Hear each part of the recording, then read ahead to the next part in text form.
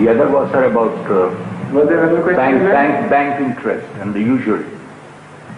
Well, there is no fine distinction between bank interest and usury in Islam. Yes, sir. What Islam has said, azafun muzafa, has been misinterpreted by those who want to have a compromise with the system of usury in existence in the world today. And they say azafun muzafa means compound interest only. So Allah says, don't eat compound interest. If it is not compound interest, well, go ahead and do it. That is the spirit they attribute to this verse, which is totally wrong.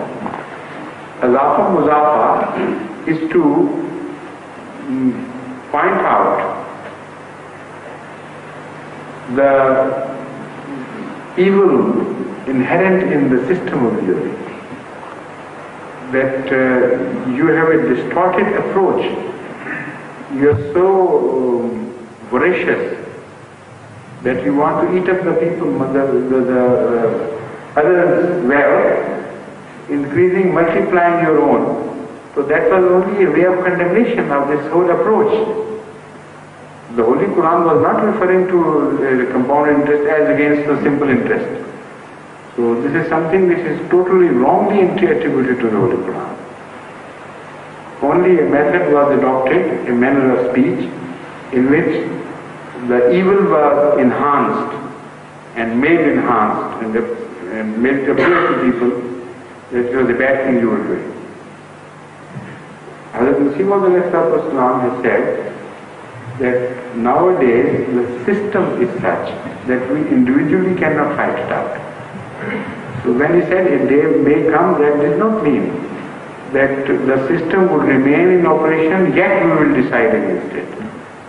What he may have in mind was this, that as long as the world economic system is not changed and replaced by the Islamic system, we have this compulsion. Under this compulsion, many Ahmadis have their bank accounts and are given interest automatically, which they do not desire. Muslim Islam has said that although you cannot use it, even then, on your own person, yet instead of throwing it away or giving it to the bank for wrong applications and for causes opposing Islam, it is a much better way to give it to Islam, because in this respect, Muslim Islam has pointed out that everything belongs to Allah. So far there is no halal haram for Allah. If you have no intention of haram, then your rupiah, your money, as such is not filthy. Because it is your intention which would make it haram or halal.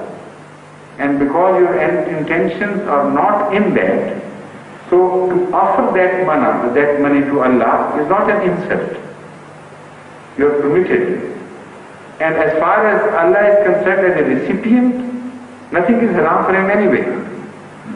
So both these ends are taken care of in a very intricate and very